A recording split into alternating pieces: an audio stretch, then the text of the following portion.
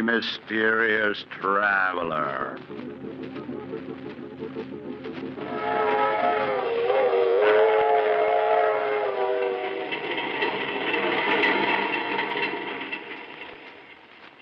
This is the mysterious traveler, inviting you to join me on another journey into the realm of the strange and the terrifying. I hope you will enjoy the trip, that it will thrill you a little and chill you a little. So settle back, get a good grip on your nerves, and be comfortable, if you can. Where are we going? We're going to join Charles Foster as he takes an excursion into crime. I call the story The Case of Charles Foster.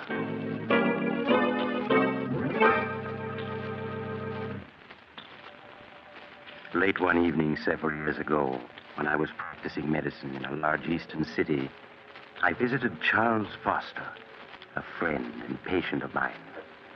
I took with me Flush, a cocker spaniel he had entrusted to me. Hello, Doctor. Glad you were able to come. I see you brought Flush. Hello, Flush, old boy. He's missed you, Charles. I've missed him, too, Doctor. Been quite lonesome without him these past few months. Down, boy. It's a good dog. How do you feel, Charles? Oh, I'm all right, Doctor. You needn't worry about me. I'm glad to hear that. I suppose you've been quite puzzled about everything that's happened these past months. Frankly, Charles, I have. Even now, I find it difficult to believe that you could... Doctor, I'm going to tell you something that I've never told anyone. I thought I'd go to the grave with my secret, but, we've always been friends, and I'd like you to know the truth. As you wish, Charles. It's strange how little people know of one another. For 10 years, Agatha and I were married, and to the outside world, we were a happily married couple. But in the privacy of our home, I found life with Agatha a nightmare. I never would have guessed that. For 10 years, I stood her sharp tongue and constant nagging. I might have gone on taking it the rest of my life. Fate hadn't decreed otherwise. It was 3 years ago on a beautiful spring evening that fate stepped in to change the entire course of my life.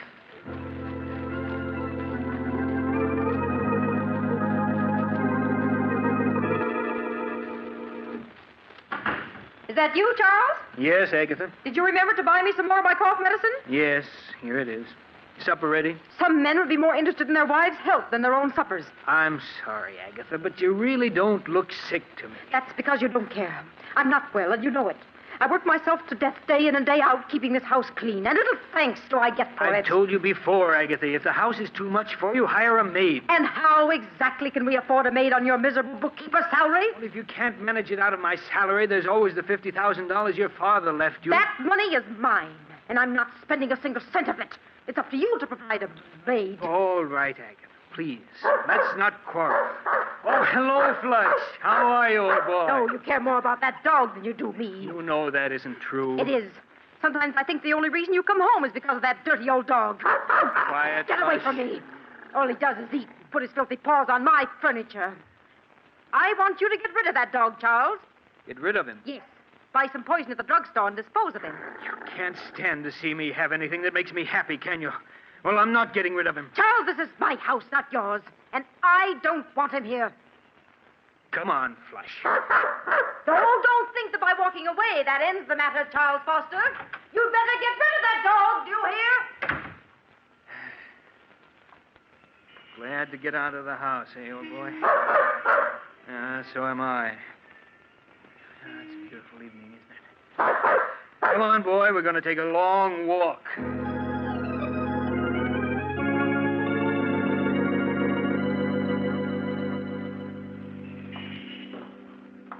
You want to turn around and go home now, Flush?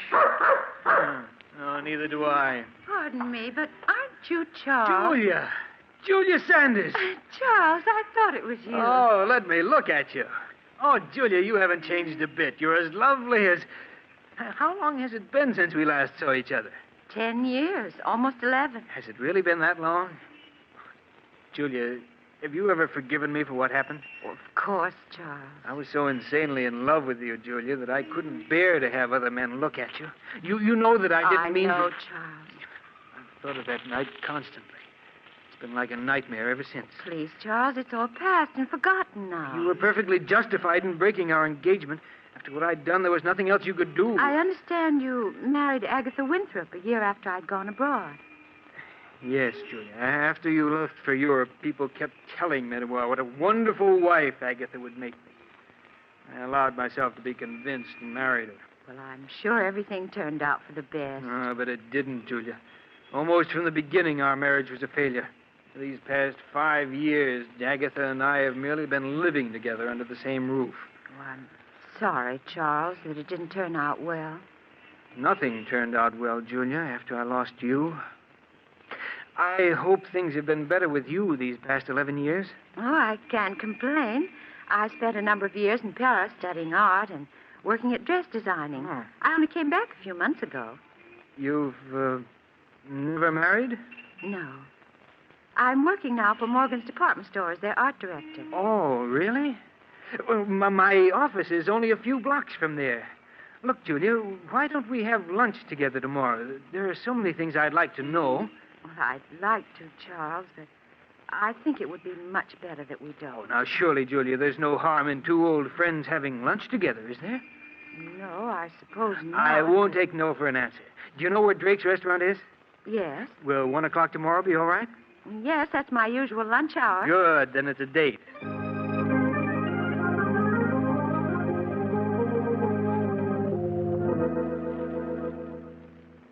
Strange, isn't it, Doctor? The way after 11 years, Julia and I bumped into each other. If we hadn't, what followed would never have happened. It's such small things as an accidental meeting that often change the course of one's life. Yes, I know that now, but I didn't then. I met Julia for lunch the next day, and soon we were having lunch together every day. Hmm. And for the first time in years, life began to mean something. Merely seeing Julia for 1 hour a day made life worth living. I understand, Charles. We'd have lunch together, and then we'd go for a walk in the park. I sensed at the time that Julia, too, was lonely and in the need of friendship. The summer passed swiftly and happily. I should have realized that things couldn't go on that way, but I didn't. You mean you fell in love with Julia? Fell in love with her? I don't think I'd ever really stopped loving her. I became aware of how much I really cared for her one warm autumn day as we were walking through the park together.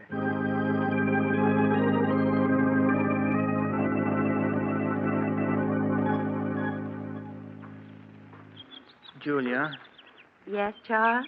what about going to the theater with me tonight? Oh, I wish you hadn't asked me, Charles, Why? because it means we can't go on seeing each other anymore. But why shouldn't we go on seeing each other? Because you aren't satisfied any longer just to see me at lunch, and it isn't right for us to go out together at night. But surely there's no harm in our going to the theater together. You're married, Charles. That's reason enough. All right, Julia. Forget I ever asked you. But at least we can go on having lunch together, can't we? No, Charles. Oh, but- Can't you see? Things can never be the way they were. We've become dependent upon each other, and we have no right to be. We can't go on seeing each other any longer. It isn't fair to Agatha. But you know that Agatha and I mean nothing to each other. We haven't for years. Nevertheless, she's your wife. Julia, you know I love you. I've always loved you, and I can't do without you. Charles, you're just making it difficult for both of us. Julia, you do love me, don't you? Yes. But can't you see, it's no use. I remember Agatha only too well. She'd never give you a divorce. I know she won't. I've asked her a dozen times in the past 5 years, but she said she'll never give me one. I want to part now, Charles. Right here. Must we? Yes. Goodbye, Charles.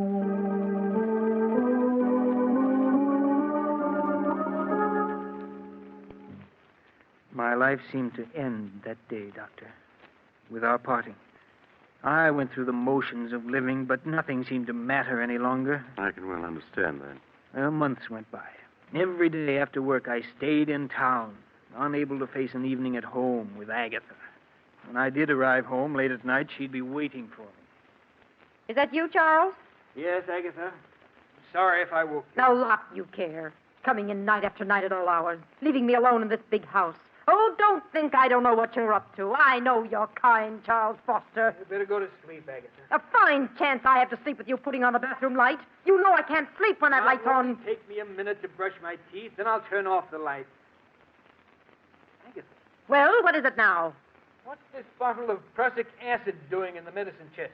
That's a deadly poison. I know that. I got it from Mrs. Smedley, the druggist's wife. She used it to get rid of an old cat they had. When I told her about Flush, she said it was What's a thing... that about Flush? I said Mrs. Smedley gave me that bottle of prussic acid so I could get rid of Flush. I'm going to put him out of his misery tomorrow. You'll do no such thing, do you hear? If you so much as lay a hand on Flush, I'll kill you. I'll kill you, do you understand? Yes, Charles. You get rid of that poison tomorrow. Let's have no more talk of putting Flush out of his misery.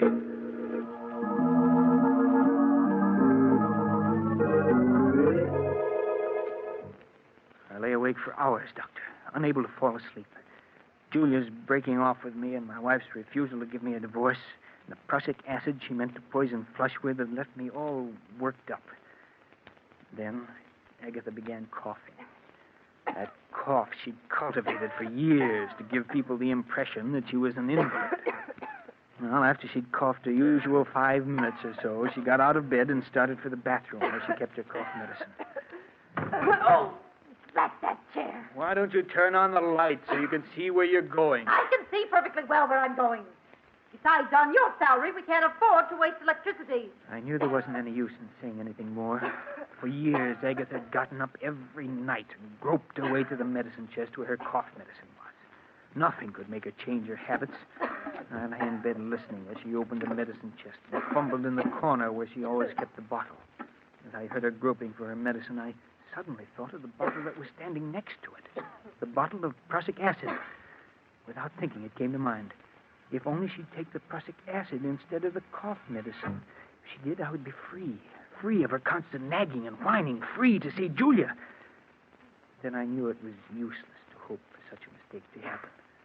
Agatha's cough medicine always stood in the same corner of the medicine chest. Even in the dark, she'd never take the bottle of prussic acid. And then it came to me. What if the bottles were to be switched? What if the following night the prussic acid were placed in the customary spot of the cough medicine? Suddenly it was all very clear to me what I was going to do. Agatha? Well? Agatha, I've been thinking over what you said about Flush. What? I suppose you're right. Flush should be disposed of. He certainly should. He's old and he's smelly. It'll be a blessing for him to be put out of his misery. Yes, of course. I'm sorry I shouted at you before, Agatha, but, well, I see now that you're right. When are you going to do it? Oh, we'll wait until Saturday. And none too soon, either. You're sure the prussic acid won't make him suffer? Nonsense. Of course it won't.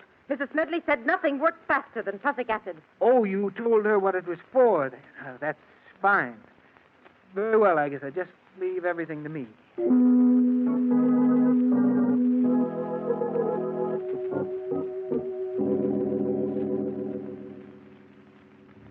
The next night, Doctor, after Agatha was in bed, I quietly strolled into the bathroom and opened the medicine chest. I compared the bottle of cough medicine with that of the prussic acid. They were both small bottles, almost identical in size. I removed the cough medicine from where it stood in the corner of the chest and replaced it with the poison. Then I went to bed and waited impatiently for Agatha to start coughing.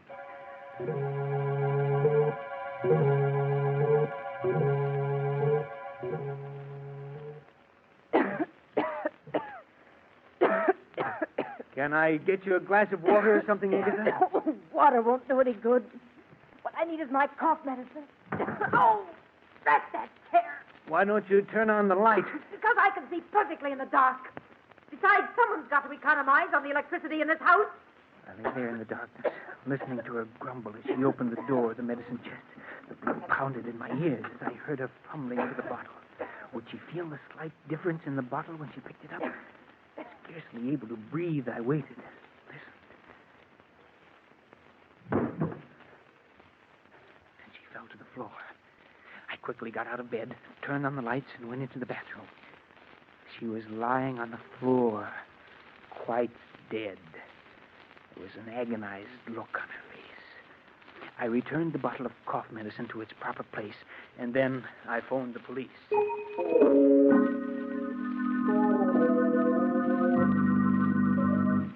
Now, you say, Mr. Foster, that your wife was in the habit of going every night to the medicine chest for a few drops of her cough medicine. Yes, that's right. And she never turned on the lights when she went to the medicine chest. Oh, no, sir. Wasn't that a bit unusual? Well, I always used to tell her to turn on the lights, but she said it was a waste of electricity. I see. And you say your wife, it was her who placed the bottle of prussic acid in the medicine chest next to her cough medicine, eh? Yes, sir.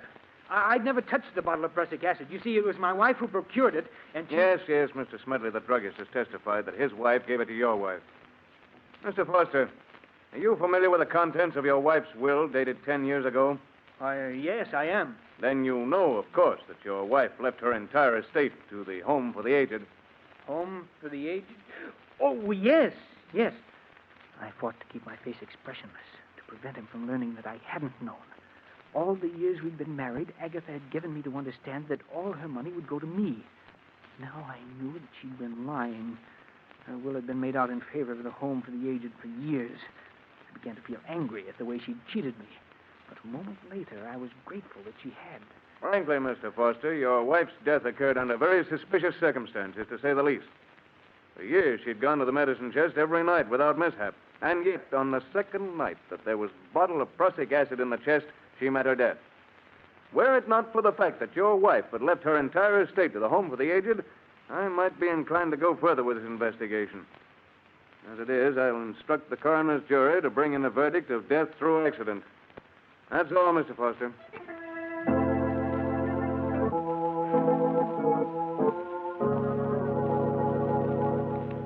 I walked out of the district attorney's office a free man.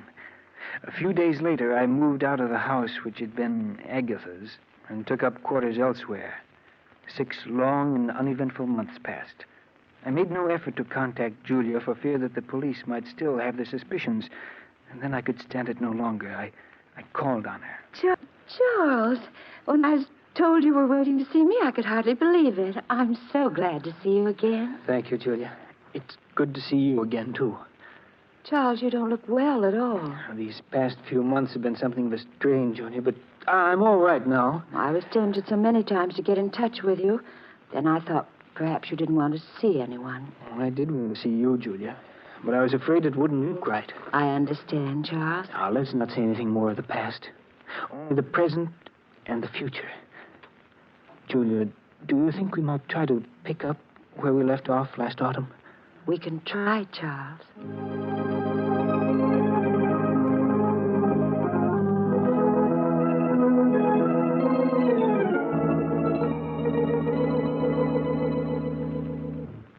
Julia and I, Doctor, began to see each other night after night. Life for me became exciting and wonderful the way it had been 11 years ago before Julia and I had broken our engagement. Didn't you ever stop to think of what you'd done? You mean Agatha? Yes. No, Doctor. They say that a murderer is ever haunted by his crime. But that isn't true. At least it wasn't in my case. To me, Agatha was part of another life in the dim past. I rarely thought of the past, only the present and the future. No, if I had any fears at all, it was the fear that something would spoil the happiness that Julia and I had found together. But nothing did. And a few months later, we were married with you as my best man. Yes, I remember. My second marriage was everything that my first hadn't been. The first time in my life I knew what true happiness meant. Julia and I were poor, but that didn't matter, for we had each other. The months swiftly passed. And as our first anniversary approached, it was hard to believe that we'd been married almost a year. Charles, before you leave for work, will you sign a check for me? Oh, who's it for, dear? Never you mind, Mr. Foster. You just leave a signed check. I'll fill in the amount and the party it's meant for. Mrs. Foster, you're acting very mysterious. Well, a wife has a right to act mysterious once a year. Darling, I suspect you're going to use this check to buy me an anniversary present. Well, whatever you get me, please don't make it neckties. Well, I'll have you know I have very good taste in neckties. I know you do, dear, but I have to wear them. You're an ungrateful wretch. Very well, I won't get you ties. Good, then I'll sign the check for you. And please bear in mind that you can't make this check out for more than $312.50. That's all we have in the bank. Oh, I'll leave you at least the 50 cents. You'd better leave a good deal more. We won't be going up to Lake Ellis. Charles, are we going up to Lake Ellen? Oh, it slipped out. And I meant it as an anniversary surprise. Charles, that's wonderful. When are we going? This Friday afternoon, I've rented a cabin and a small motorboat on Lake Ellis for the weekend. Oh, darling, what an exciting surprise. Charles, you're sure it won't be too expensive? Why, nothing can be too expensive for our first anniversary. Oh, darling, I've never been so happy.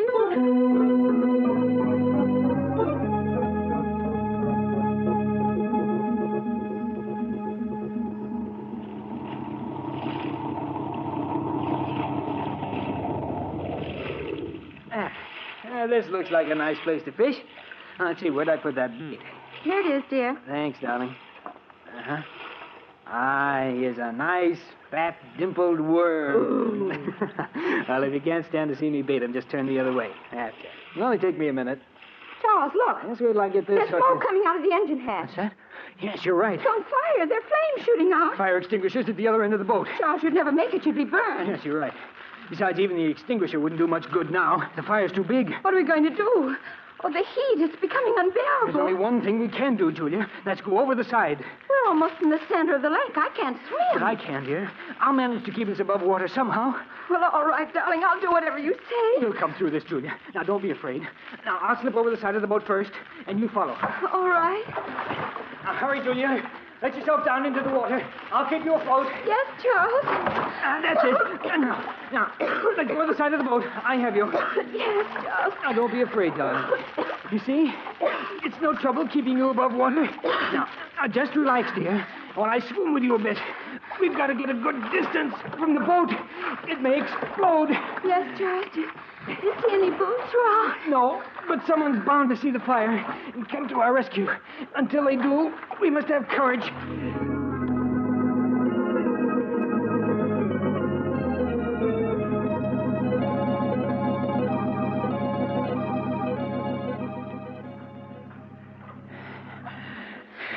You're tired, aren't you, Charles? No. Now, don't worry, dear. I can keep us afloat for a long time yet. Oh, why doesn't someone come to our rescue? They will. Someone must surely have seen that boat burning. But, Charles, we've been in the water so long. Oh, it just seems long, darling. It can't be more than 10 minutes. 10 minutes? It feels more like... Charles! I've got you, Julia. Just for a moment, you slipped away from me. Oh, darling, it's no use. I'm just a millstone around your neck. What are you saying? Why should we both drown? Charles, save yourself. Save myself? Yes. I want you to let go of me. Let go of you? No, never. Yes, you must. You're too tired to keep going. No, darling. Either we're both saved or we're both drowned. Oh, I won't have you throw your life away. Let go of me. Julia, stop trying to break loose. Julia, darling, don't. I can't live without you. Julia, stop struggling. Save yourself. Julia! She's gone.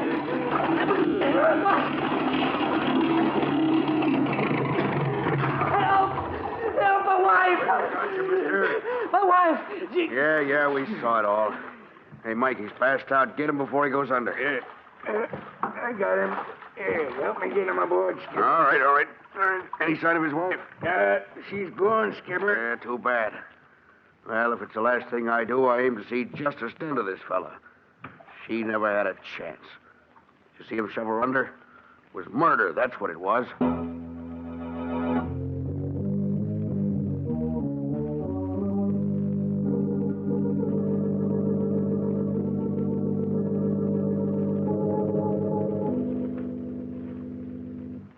Now, Mr. Foster, both of the men who rescued you claim that as they approached you and your late wife in their boat, they saw you struggling with her.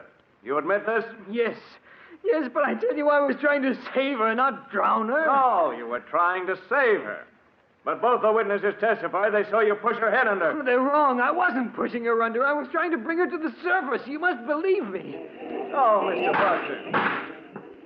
You maintain that you were rescuing your wife, not drowning her. Yes. Is it true, Mr. Foster, that you were engaged to your wife 11 years ago and that she broke the engagement? Yes. That's true. Would you mind telling the jury why she broke the engagement? We had a misunderstanding. A misunderstanding. Do you call shooting the woman you're engaged to just a misunderstanding? No. You must let me explain. It's true that 11 years ago I did shoot Julia, but I've been drinking. I didn't know what I was Mr. doing. Foster, you do admit shooting and wounding her. Yes. Have you ever seen this before? Why, yes. That's the insurance policy I took out for Julia and myself. Exactly. And when was this policy taken out? Well, about a month ago. June 15th, to be exact. And what's the value of this policy, Mr. Foster? Well, if either my wife or myself died, it provided $10,000 for the survivor. Yes, Mr. Foster.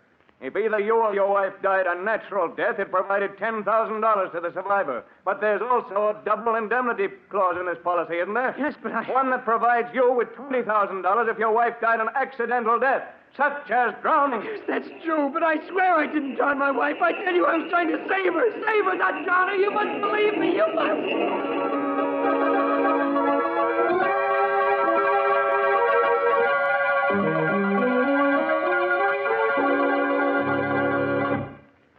And that, Doctor, is exactly the way everything happened. Strange, isn't it?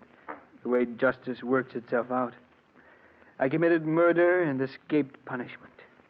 Now I'm paying with my life for the death of the one person I really loved. It's time to go, Foster. All right, Warden. Goodbye, Doctor. And take good care of Flush, will you? Of course, Charles. Goodbye. All right, Warden. I'm ready. Let's go.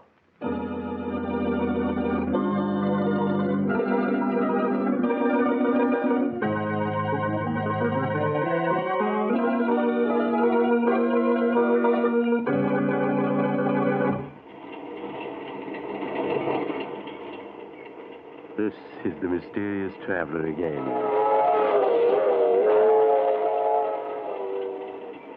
Did you enjoy our little trip? Too bad about Charles Foster, wasn't it? As he was strapped into the electric chair, there was an ironic smile on his lips, for he was being executed for something he had not done. But as Charles himself said, justice has a strange way of working itself out. I knew another man once who thought it would be a simple thing to dispose of his wife. Unfortunately, he... Oh, you're getting off here? I'm sorry. But perhaps we'll meet again soon.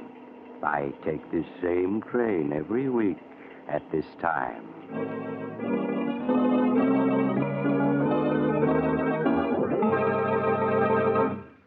You have just heard Chapter 64 of The Mysterious Traveler, a series of dramas of the strange and the terrifying.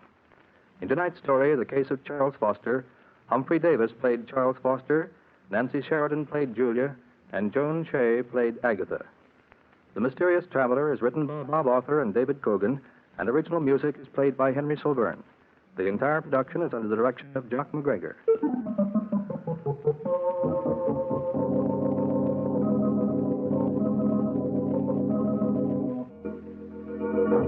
Listen next week to a tale titled Blood Money. Another Tale of the Mysterious Traveler.